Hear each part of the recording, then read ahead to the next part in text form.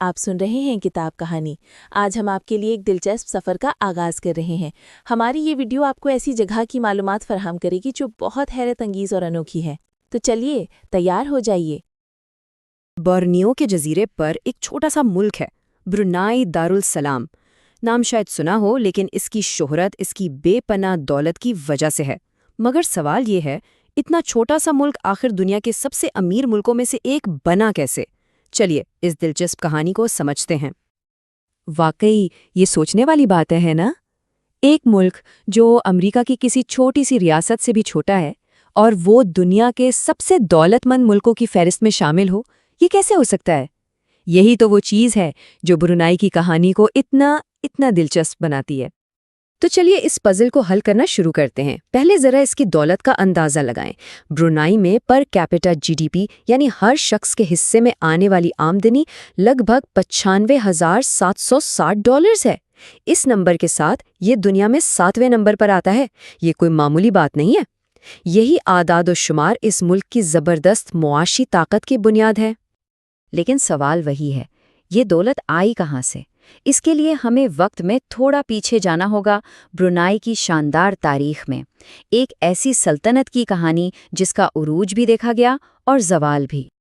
ذرا تصور کریں، 15ویں صدی میں سلطان بلقیہ کے دور میں برونائی ایک معمولی سی ریاست نہیں تھی، یہ ایک بہت بڑی سلطنت تھی۔ اس کا کنٹرول پورے بورنیو پر اور فلپینز کے کچھ حصوں تک پھیلا ہوا تھا۔ سوچیں، آج کے برونائی سے کہیں زیادہ بڑا اور طاقتور۔ تو اس کی تاریخ میں کئی اہم موڑ آئے۔ پہلے سلطنت قائم ہوئی، پھر اپنے عروج پر پہنچی، اس کے بعد اسپین کے ساتھ جنگ ہوئی، پھر یہ برٹش پروٹیکٹوریٹ بن گیا، اور آخرکار 1984 میں جا کر اسے مکمل آزادی ملی۔ ہر ایک واقعے نے برونائی کی قسمت کو ایک نیا موڑ دیا۔ لیکن پھر 20ویں صدی میں ایک ایسی دریافت ہوئی جس نے برونائی کی قسمت ہمیشہ کے لیے بدل دی۔ ایک ایسی چیز جس نے اس زوال پذیر سلطنت میں، آپ کہہ سکتے ہیں، ایک نئی جان پھونک دی۔ وہ سال تھا 1929، جب سیریا دریا کے قریب تیل مل گیا۔ بس اسی ایک دریافت نے اس ملک کا مستقبل ہمیشہ کے لیے بدل کر رکھ دیا۔ یہاں سے شروع ہوا بلیک گولڈ ریولیوشن۔ اور آج کا دن دیکھیں، برونائی روزانہ لگ بھگ 1,67,000 بیرل تیل نکالتا ہے۔ اب سوچئے، اتنے چھوٹے سے ملک کے لیے یہ کتنی بڑی مقدار ہے، اتنی کہ یہ جنوب مشرقی ایشیا کا چوتھا بڑا تیل پیدا کرنے والا ملک ہے۔ تو سوال یہ ہے کہ برونائی کی معیشت کتنا انحصار کرتی ہے تیل اور گیس پر؟ جواب سیدھا سا ہے، ملک کی جی ڈی پی کا لگ بھگ 90% صرف اسی ایک شعبے سے آتا ہے۔ مطلب صاف ہے، تیل ہی اس ملک کی معیشت کا انجن ہے۔ اچھا، معیشت کی بات تو ہو گئی، لیکن اب اس فلسفے کی طرف چلتے ہیں جو برونائی کی حکومت، اس کی ثقافت اور اس کے معاشرے کی بالکل بنیاد ہے۔ یہ فلسفہ ہے ملایو اسلام براجا، یا مختصر میں کہیں تو MIB۔ اس کا مطلب ہے مائل اسلامی بادشاہت۔ اور اگر واقعی جدید برونائی کو سمجھنا ہے نا، تو اس تصور کو سمجھنا بہت ضروری ہے۔ تو اس فلسفے کے 3 اہم ستون ہیں۔ پہلا ہے مال ثقافت، یعنی مال زبان اور اس کی روایات پر زور۔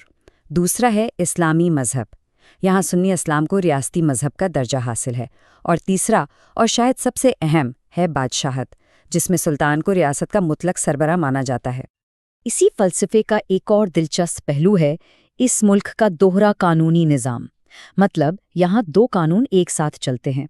ایک طرف ہے برطانوی کامن لا، جو زیادہ تر شہری اور فوجداری مقدمات میں استعمال ہوتا ہے، اور دوسری طرف ہے شریعہ قانون، جو مسلمانوں کے خاص معاملات کے لیے ہے۔ پھر 2013 میں برونائی نے ایک بہت بڑا قدم اٹھایا۔ انہوں نے شریعہ پر مبنی ایک پینل کوڈ، یعنی سزاؤں کا قانون، نافذ کرنے کا اعلان کیا۔ اس فیصلے نے ظاہر ہے پوری دنیا کی توجہ اپنی طرف کھینچی، اور اس کے ساتھ ہی برونائی مشرقی ایشیا کا واحد ملک بن گیا جس نے اپنے پینل کوڈ میں شریعہ کو شامل کیا۔ تو اتنی دولت اور اس قسم کے نظام کے بیچ آخر برونائی کے عام شہریوں کی زندگی گزرتی کیسے ہے؟ دیکھیے، برونائی کی آبادی کوئی بہت زیادہ نہیں ہے، تقریباً 4,66,000، اور یہاں مختلف نسلوں کے لوگ رہتے ہیں۔ بڑی اکثریت یعنی لگ بھگ 74% مالے لوگوں کی ہے۔ اس کے علاوہ چینی اور دوسرے مقامی گروہ بھی اس معاشرے کا ایک اہم حصہ ہیں۔ تو اس تیل کی دولت کا سب سے بڑا فائدہ کس کو ملتا ہے؟ بالکل وہاں کے شہریوں کو۔ انہیں ایک مضبوط فلاحی ریاست کی تمام سہولیات میسر ہیں۔ سوچیں، مفت صحت کی سہولیات، یونیورسٹی تک مفت تعلیم، گھروں پر سبسڈی، اور سب سے بڑی بات، کوئی پرسنل انکم ٹیکس نہیں۔ لیکن ہر کہانی میں ایک لیکن ہوتا ہے۔ یہاں بھی ایک بہت بڑا سوال ہے جو برونائی کے مستقبل پر منڈلا رہا ہے۔ جب یہ تیل ختم ہو جائے گا تب کیا ہوگا؟ اچھی بات یہ ہے کہ حکومت اس چیلنج سے پوری طرح واقف ہے اور وہ مستقبل کے لیے ایک منصوبے پر کام کر رہی ہے۔ اس کا مقصد کیا ہے؟ لیبر فورس کو اپ گریڈ کرنا، بے روزگاری کم کرنا، بینکنگ اور سیاحت جیسے نئے شعبوں کو مضبوط بنانا۔ مطلب صاف ہے، معیشت کا انحصار صرف تیل اور گیس سے ہٹانا ہے۔ تو آخر میں سوال واپس وہیں آ جاتا ہے، ایک ایسے ملک کا مستقبل کیا ہوگا جس کی پوری بنیاد ہی محدود وسائل پر کھڑی ہو؟ اور یہی برونائی کا اصل امتحان ہے کہ وہ اپنی اس عارضی دولت کو ایک مستقل، ایک دائمی میراث میں کیسے بدلتا ہے۔